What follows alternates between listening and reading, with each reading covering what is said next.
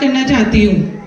आप जानते हैं कि ग्लोबिक में हम अपने बच्चों को कोशिश करते हैं कि एक बहुत ही लविंग, केयरिंग और इनकरेजिंग एटमॉस्फेयर दें। मेरा खुद का अटैचमेंट अपने बच्चों के साथ बहुत ही इनफॉर्मल पर रिस्पेक्टफुल है। सो डियर पेरेंट्स, जिस टॉपिक में मैं आपसे आज बात करना चाहती हूँ वो थोड़ा तलख है, लेकिन वो बहुत इम्पोर्टेंट है। टॉपिक है mental health of our students, mental health of our children. Dear all, as you all know कि हम पेरेंट्स अपने बच्चे की फिजिकल हेल्थ को लेकर बहुत ज़्यादा कंसर्न रहते हैं, बहुत ज़्यादा कॉन्शियस रहते हैं। ज़रा सा नज़ला जुकाम हुआ नहीं और हम तुरंत डॉक्टर के पास पहुंच जाते हैं। लेकिन उनकी मेंटल हेल्थ का क्या हम उनकी मेंटल हेल्थ को लेकर भी उतने ही कॉन्शियस हैं जितनी उनकी फिजिकल हेल्थ को लेकर? क्या हमें इस चीज़ का नॉलेज है कि मेंटल हेल्थ इस वक्त बहुत ज़्यादा इम्पोर्टेंट है? अगर हमारा बच्चा खुश नहीं रहता है, चिड़चिड़ा रहता है, गुस्सा करता है, या स्कूल से अक्सर उसके नेगेटिव बिहेवियर को लेकर या उसके इनडिसिप्लिन को लेकर हमारे आपके पास कंप्लेन आती रहती हैं, या वो अपनी चीज़ों को लेकर लापरवाह है, या फिर डरा डरा रहता है, कॉन्फिडेंस की कमी है, दोस्त नहीं बना पा रहा है, पढ़ाई पर फोकस नहीं है, तो डियर पेरेंट्स, इस सब का रीज़न हमारे बच्चे की पुअर मेंटल हेल्थ भी हो सकता है। मैंने पिछले 2-3 सालों में बच्चों की मेंटल हेल्थ को बहुत ही गिरते हुए देखा है। आप जानते हैं कि अगर इतनी छोटी उम्र में हमारे बच्चे की मेंटल हेल्थ पुअर होगी तो आने वाले वक्त में उसको डिप्रेशन हो सकता है, और स्कूल गोइंग बच्चों में डिप्रेशन तेजी से फैल रहा है। हमारा बच्चा अपने घर में अपनी फैमिली के साथ कम से कम 18 से 20 घंटे स्पेंड करता है, तो जो होम एनवायरनमेंट है वो हमारे बच्चे की मेंटल हेल्थ के लिए सबसे ज्यादा इम्पोर्टेंट है। घर में पेरेंट्स का आपस में रिलेशनशिप, जितने भी घर में मेंबर्स हैं उनका आपस में रिलेशनशिप किसी भी बच्चे की स्ट्रॉन्ग मेंटल हेल्थ की फाउंडेशन है। जिन फैमिलीज में प्यार और रिस्पेक्ट का माहौल नहीं होता है, या बच्चे अपने पेरेंट्स के बीच में अक्सर आर्ग्यूमेंट्स होते हुए देखते हैं, तो इन घरों के बच्चे अक्सर वायलेंट हो जाते हैं या फिर इनसिक्योर होने की वजह से बहुत शाय हो जाते हैं। अगर हम अपने बच्चे को ओवर पैम्पर करते हैं, हद से ज्यादा प्यार, उनकी हर गलत बात को इग्नोर करना, उनके लिए कुछ ज्यादा ही चीजें खरीदना, तो आप जान लीजिए इस तरीके के बच्चे नाशुक्रे, केयरलेस हो जाते हैं, and they take everything for granted.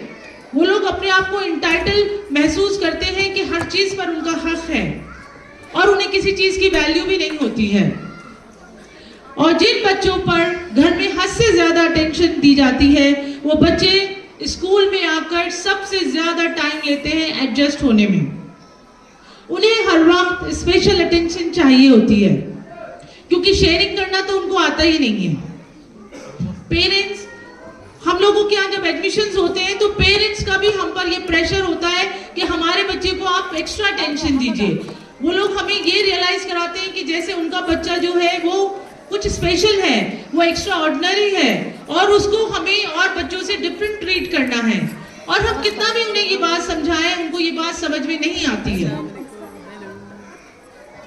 दूसरा रीजन, अगर हम अपने बच्चों से अनरियलिस्टिक एक्सपेक्टेशंस रखते हैं, जबकि हम जानते हैं कि हमारे बच्चे की स्ट्रेंथ क्या है, हमारे बच्चे की लिमिटेशंस क्या हैं, उसके बावजूद हम उनसे अनरियलिस्टिक एक्सपेक्टेशंस रखते हैं और हम उनको अप्रिशिएट नहीं करते, या फिर बिल्कुल एक्सपेक्टेशंस नहीं रखते। अपने बच्चे पर हमें बिल्कुल भी कॉन्फिडेंस नहीं है। डायरेक्टली या इनडायरेक्टली हम बार बार उनको इस चीज को रियलाइज कराते हैं कि तुम कैपेबल नहीं हो इस काम को करने की, तुम्हारे में कोई कमी है। तो पेरेंट्स, ये दोनों ही सिचुएशन बच्चे की मेंटल हेल्थ पर बहुत ही बुरा असर डालती हैं। डियर पेरेंट्स, आप चाहें या ना चाहें, लेकिन आप अपने बच्चे के रोल मॉडल हैं।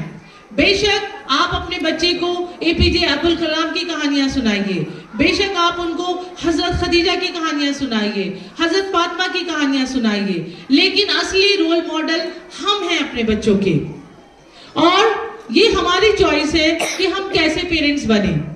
ऐसे पेरेंट्स बने जिनको बच्चे लुक अप करें, या हम ऐसे पेरेंट्स बने जिनको बच्चे लुक डाउन करें। पेरेंट्स याद रखिए, बच्चा अपनी आंखों से सुनता है। यस, बच्चा अपने कानों से नहीं, बच्चे अपनी आंखों से सुनते हैं। उन्हें इस चीज की परवाह नहीं है कि आप उनसे क्या कह रहे हो, वो तो बस आपको करते हुए देख रहा है, और जो आप कर रहे हैं वो उसको फॉलो करेगा। हमारे भाषण का, हमारी प्रीचिंग का, हमारे लफ्जी जो हम कार्यवाही करते हैं, उसका बच्चों पर कोई असर नहीं पड़ता। और हर बच्चे का ये हक है कि उसके पेरेंट्स गुड पेरेंट्स हों, क्योंकि वो इस दुनिया में खुद से नहीं आया है, उसको दुनिया में लाने वाले हम हैं। तो ये हमारा हक, ये हमारा ड्यूटी है कि हम एक अच्छे पेरेंट साबित हों अपने बच्चों के लिए।